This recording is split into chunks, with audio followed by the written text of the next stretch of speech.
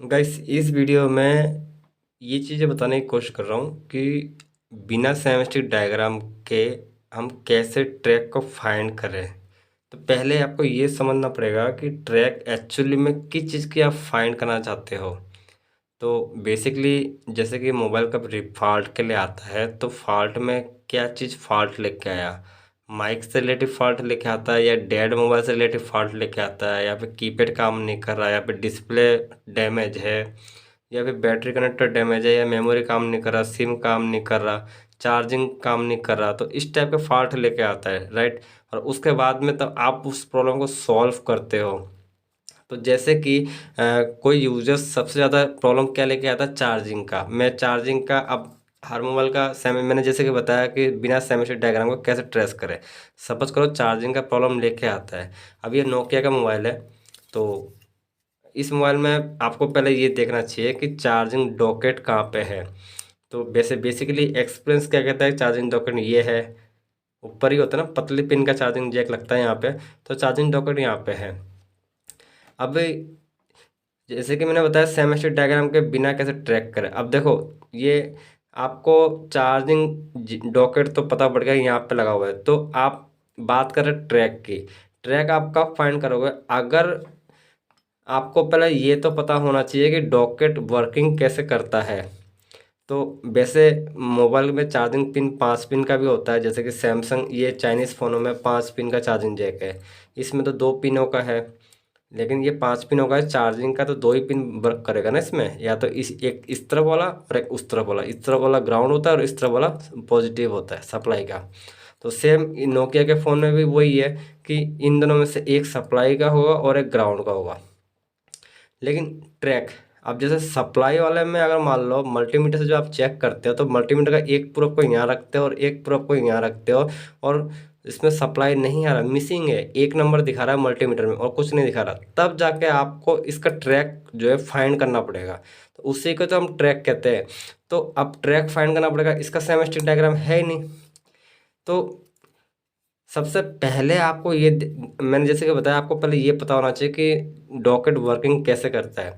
अभी जैसे कि यहाँ पे एक आपको ये पता पड़ गया कि ग्राउंड कौन सा है, ग्राउंड ये वाला है और पॉजिटिव ये वाला है। तो इसमें पॉजिटिव में सप्लाई नहीं आ रहा है ना, तो आपको इसका आसपास देखना चाहिए।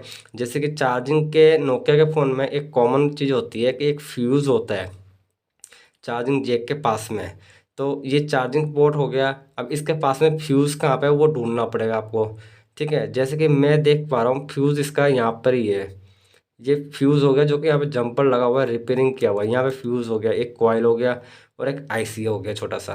तो ये चीज़ें तो क्या थ्योरी में पता पड़ जाता है, तो हम इसमें सेमेस्टर की ज़रूरत नहीं पड़ती है। हमें बेसिकली ये आइडिया है, माइंड में सेट है कि नोकिया के चार्जिंग सेक्शन में फ्यूज़ लगाया जाता है और एक कैपेसिटर एक कॉइल लगाया जाता है, उसके अकॉर्डिंग जो है चार्जिंग वर्क करता है नोकिया के किसी भी मोबाइल में, ये 2 पिन वाले में। तो ये हम फ्यूज़ ढूंढ लेंगे तो डायरेक्टली मिल जाएगा यहाँ पे। फिर हम क्या करेंगे, यहाँ पे सप्लाई देखेंगे, इस जगह पे सप्लाई आ रहा है कि नहीं, यहाँ पे नहीं आ रहा, तो इसके पीछे अपोजिट यहाँ देखेंगे, यहाँ देखेंगे। अब जगह यहाँ पे भी तो कंपोनेंट लगा हुआ है, मैं इस जगह पे क्यों नहीं किया, क्योंकि हमने थ्योरी में यही कोर्स किया है कि नोकिया के फ़ोन में कैपेसिटर होते हुए, एक आईसी होते हुए, कॉइल होते हुए फ्यूज़ में जाता है। फ्यूज़ से जो है चार्जिंग डॉकेट में जाता है सप्लाई। अगर डॉकेट से हाई वोल्टेज आ जाता है, मतलब जो चार्जर होता है वो अगर हाई वोल्टेज दे देगा पीसीबी में, तो ये सिक्योर के तौर पे फ्यूज़ लगाया जाता है। फ्यूज़ खराब उड़ जाएगा और जो आगे का आईसी जो है उसमें नुकसान नहीं पहुंचाएगा। लेकिन ऐसा हर मोबाइल में नहीं है। इस मोबाइल में वो फ्यूज़ सिस्टम नहीं है और इस मोबाइल में भी नहीं है वो फ्यूज़ सिस्टम। तो ये तो नोकिया का हो गया। तो इस तरह से ट्रैक ढूंढ जाता है। अभी मान के चलो कि एक और हिंट देना चाहूँगा, जैसे कि मैम सिम स्लॉट वर्क नहीं कर रहा, ठीक है। अब सिम स्लॉट वर्क नहीं कर रहा, तो सिम स्लॉट का ट्रैक कैसे ढूंढोगे।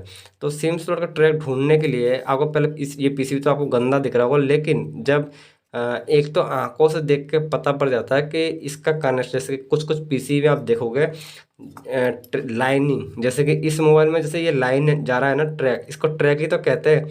तो यहाँ से कनेक्शन देखो, ये घूम फिर के इधर से इधर से इधर से इधर से नीचे जा रहा है। उसी तरीके से अब ये नोकिया का मोबाइल है, तो इसमें हमें प्रॉब्लम ढूंढना है सिम स्लॉट का ट्रैक किधर से जा रहा है। तो 6 के 6 पिन है, 6 के 6 पिनों का कनेक्शन किधर से किधर जा रहा है। तो पहले बेसिक आपको माइंड में ये सेट होना चाहिए कि सिम कितने पिनों में वर्किंग करता है, ये चीज़ सेट होना। जैसे कि मेरे माइंड में सेट है कि सिम के 6 पिन होते हैं, 6 पिन में से एक पिन ग्राउंड होता है, एक पिन खाली होता है और 4 पिन में सप्लाई आता है। अब ग्राउंड इस तरफ ये वाला भी हो सकता है, ये भी हो सकता है, ये भी हो सकता है, ये भी हो सकता है, इनमें से कोई से भी हो सकता है। मान के चलो अगर ये ग्राउंड है, ठीक है, तो फिर या तो ये वाला खाली होगा, अगर ये ग्राउंड है तो ये वाला खाली होगा। कुल मिला के ये 4 पिनों में सप्लाई आएगा। अब मैं मल्टीमीटर का एक प्रो को ग्राउंड में रखूँगा, दूसरे प्रो को यहाँ रखूँगा, सप्लाई आ रहा है कि नहीं आ रहा है। अगर सप्लाई आ रहा है तो इसको मुझे ट्रैक ढूंढने की ज़रूरत नहीं है। इसमें टच करूँगा तो इसमें सप्लाई देखूँगा आ रहा है, तो इसको भी, जिसमें सप्लाई नहीं आ रहा है उसको देखूँगा। इस तरीके से किसी किसी पीसी में ट्रैक दिख जाते हैं कंपोनेंट की तरफ। एग्जांपल देना चाहूँगा, जैसे कि ये चाइनीज़ फ़ोन है। अब ये मेमोरी डॉकेट के बता रहा हूँ, पहले तो सिम से रिलेटिव बता रहा हूँ एग्जांपल के तौर पे। मेमोरी डॉकेट के 8 पिन है, 8 पिन में से देखो यहाँ पे देखो लंबी लाइन जा रही है और कंपोनेंट पे जा रही है। तो ये इस पिन का ट्रैक देखो यहाँ से इस कंपोनेंट पे जा रहा है, ठीक है। तो ये आंखों से देख के पता पड़ गया, लेकिन इस मोबाइल में तो आंखों से देख के पता नहीं पड़ पा रहा कि इसका ट्रैक किधर जा रहा है। और जैसे कि मैंने बताया विदाउट सेमेस्टिक डायग्राम ट्रैक फाइंड करना, तो अब इसमें तो दिख नहीं रहा ना ट्रैक किधर से किधर जा रहा है। तो इसका मॉडल नंबर देखो कि इसमें जाली हटा हुआ है, यहाँ पे इस टाइप का स्टिकर लगा हुआ रहता है, स्टिकर में क्या मॉडल है वो देखना पड़ता है। अब वो जैसे ही आप देखोगे गूगल में टाइप करो, आपका प्रॉब्लम क्या है, सिम स्लॉट से रिलेटेड प्रॉब्लम है, तो सिम स्लॉट का वायर्स, जैसे गूगल में क्या सर्च करोगे, नोकिया C1 का सिम स्लॉट सिम वायर्स, इतना सा टाइप कर दो।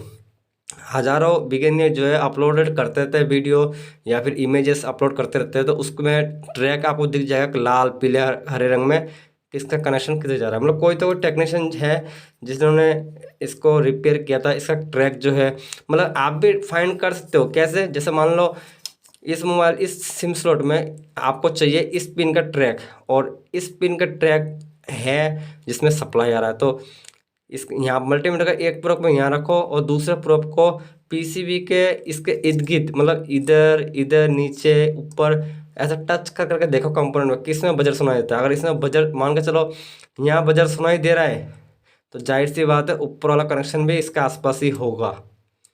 तो जिस बंदे ने इमेजेस अपलोड किया यूट्यूब में, उसने ये कंफर्म कर लिया कि इसका ट्रैक इस कंपोनेंट पे जा रहा है, तो इमेज फोटो खींच लिया और डायग्राम का डिज़ाइन बना दिया और यूट्यूब में या सोशल मीडिया पे अपलोड कर दिया।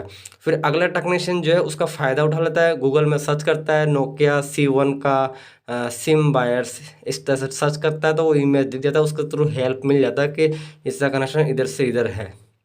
ये एग्जाम्पल बता रहा हूँ। उसके बाद में बहुत से मतलब काम जैसे जैसे करते हैं वैसे वैसे एक्सपीरियंस बढ़ता है। इसके आगे भी और भी कुछ समझेंगे।